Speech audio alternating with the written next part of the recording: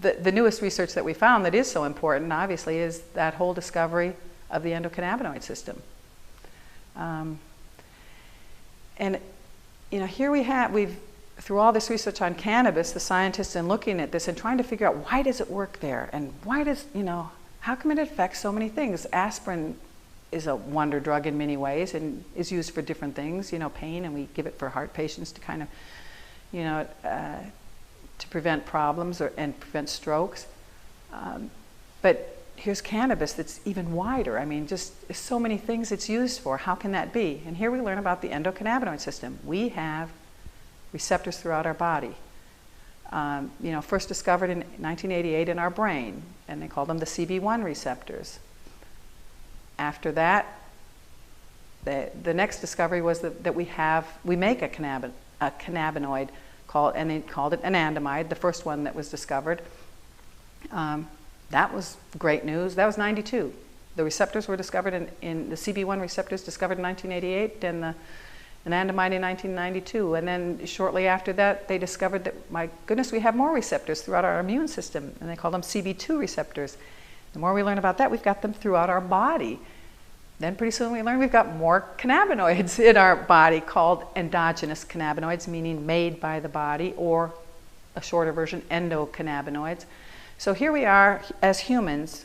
We've got these molecules in our body and receptor sites specifically for those molecules to fit in that will start a chain of events, different physiological processes in the body. And a researcher in Italy, Vincenzo Di Marzo, several years back, was trying to describe how important this endocannabinoid system was, and he said it helps us eat, sleep, relax, protect, and forget.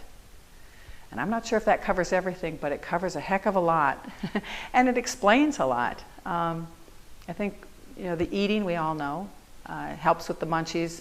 You know, even the drug, people who go along with the drug prohibition will even give you the fact that it does help with nausea and vomiting and gives people the munchies.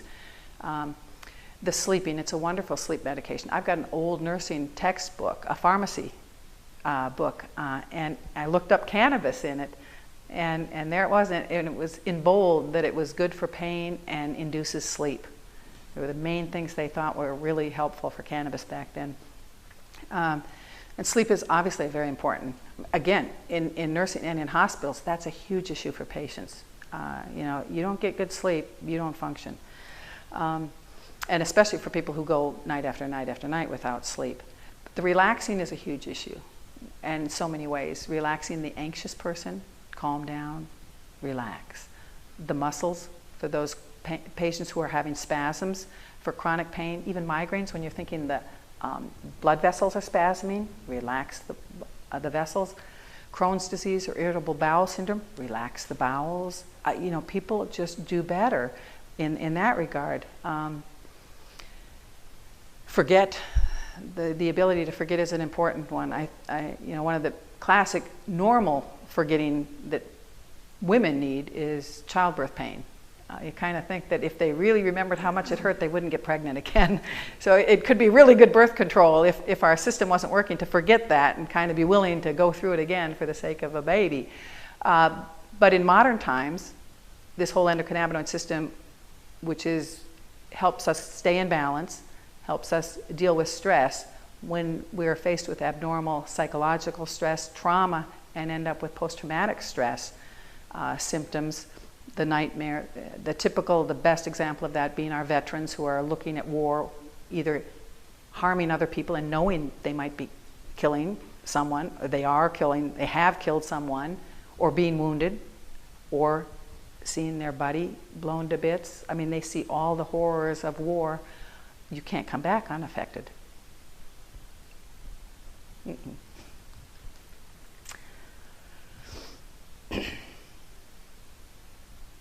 So, you know, soldiers found out a long time ago in Vietnam that that's why I don't talk about patients. When you talk about this, it reminds you of specific patients that you've known? Yeah, you can think of a lot. What they've gone through? Yeah, I mean, we know that Vietnam War, and now with the war in Afghanistan and Iraq that finally ended, that we're losing more soldiers from suicide when they come home from suicide than have died over there. And it's because of what they have to deal with. Face the fact that, they've killed, didn't even know who it was they killed, or, living with the injuries that they have. But I think the most is that they will always have those memories of what they've seen. The forgetting is very important for them to help make sure they don't. They can get past it. I mean, the nightmares keep them going. The flashbacks. It obviously is devastating. I mean, when you're looking at someone willing to kill themselves, and unfortunately, the system now for veterans their answer is to give them a lot of medications, which we've seen the veterans. We've heard from the veterans. It's not helping. It makes them feel even worse. And then there's side effects of the medications they get, because there's some pretty potent toxic medications. So that forgetting is hugely important for anyone who's been through a bad trauma. And then finally, the protection on the endocannabinoid system is really wide. I mean, like I said, they found the CB1 receptors, CB2 receptors are kind of with the immune system. This is part of our immune system. Gee, I mean, we need our immune system is working every day to keep us. We all know, cancer patients or people who go through chemotherapy get put in these isolation rooms to protect them from anything that could kill them. And you've got to go in gloved and gowned and all this and masked up so you don't get them sick. So our immune system, I mean, just helps us, tackle day-to-day problems, bacteria, viruses, fungal things, anything that could hurt us. So it protects us in helping with the immune system. It's an antioxidant. It's an anti-inflammatory. It works as a neuroprotectant, protecting our nerve cells to actually help regenerate nerve cells. And we're looking at, is this a problem? I mean, for some of our diseases, Dr. Ethan Russo coined the term the clinical endocannabinoid deficiency as a problem. That maybe some people, whether you've been overstressed and your endocannabinoid system just can't work as well as it could, or you were born with one that wasn't quite functioning up to par, whatever it be, it might be something that your system isn't working adequately, and with that, if it can't work, you end up seeing problems. And some of them are possibly autoimmune diseases, like multiple sclerosis.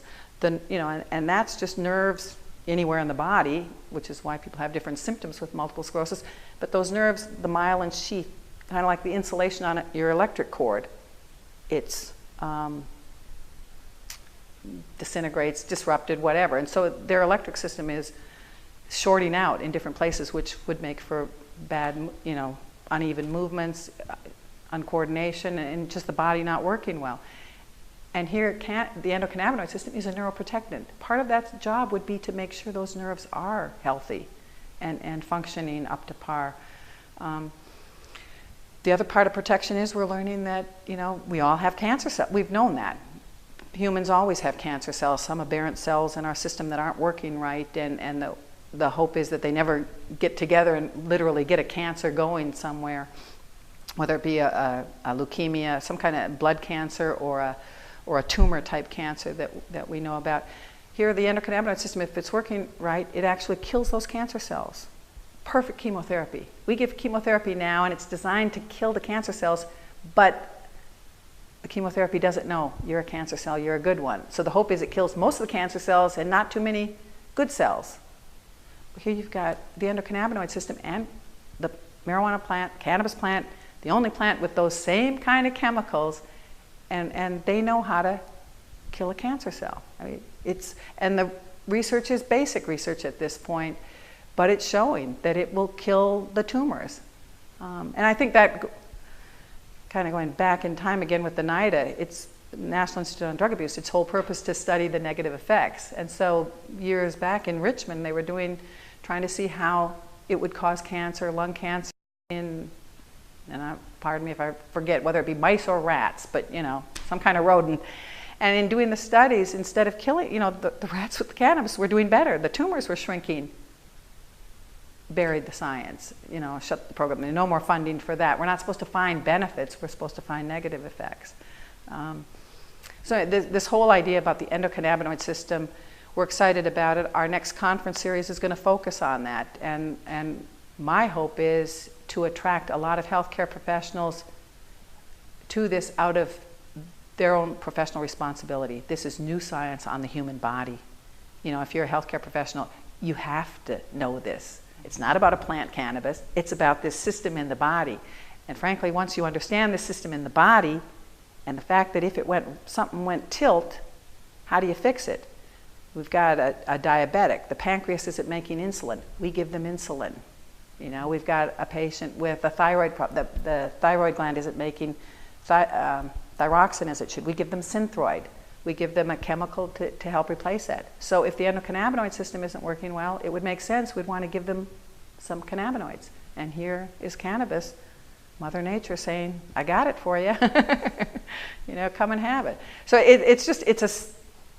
healthcare professionals have to wake up to that. And again, you hope that maybe if they'll look at it from that angle and really wake up and kind of go, oh my God. I just want to be there and watch some of these healthcare professionals and hope to see like a light bulb go off in their head or something to just kind of go, I get it. I get it now. And I should be advocating for this. What is this prohibition about? Instead of people saying, well, it's against the law, we can't, we need to really start saying, why? Why is it against the law? This is the stupidest, and it's not just stupid, it's harmful, it's cruel, it's criminal to prohibit a plant, and I even say any plant, it's contrary to be destroying a plant, to set out, with our country has a mission, in terms of we've got our law enforcement and the DEA, all these people just literally, they score if they can find some marijuana and destroy it. To somehow think that that's a great thing. I've often said if you're going to destroy a plant, I don't really think we should be destroying plants, but if you picked anyone, I'd pick poison ivy. I just don't know what it's good for, but go after something like that. But here it is, this wonderful plant, and then of course your patients who are trying to do it, then the next thing you know, they're going to court being charged with manufacturing drugs. And it's like, no, just growing a plant here. The whole thing is so insane, and yet everything's so simple. What Patients at a Time, I think what we're trying to do is just bring the truth. And people, it's not that we worry about research. We've said that's been another kind of push we've had to try to tell people. The whole idea about Patients at a Time is saying this is an old drug. It's been tested more than any of our new pharmaceuticals. We would have known if it killed somebody. So we know it can't kill. We know it doesn't do this much harm. These new drugs that are out on the market, you kind of think they're safe enough. Supposedly they went through enough studies to do that, but how many drugs have been pulled from the market? Because too many people have tried it, and now all of a sudden we're seeing the liver damage, we're seeing the heart attacks, we're seeing osteoporosis medications now, and we're seeing that, oh my God, if you stay on them, your bones break because it gets your bones too hard and brittle. So here you've got this old medicine, and that's safe. It's not going to be any surprises. It should be available for everybody.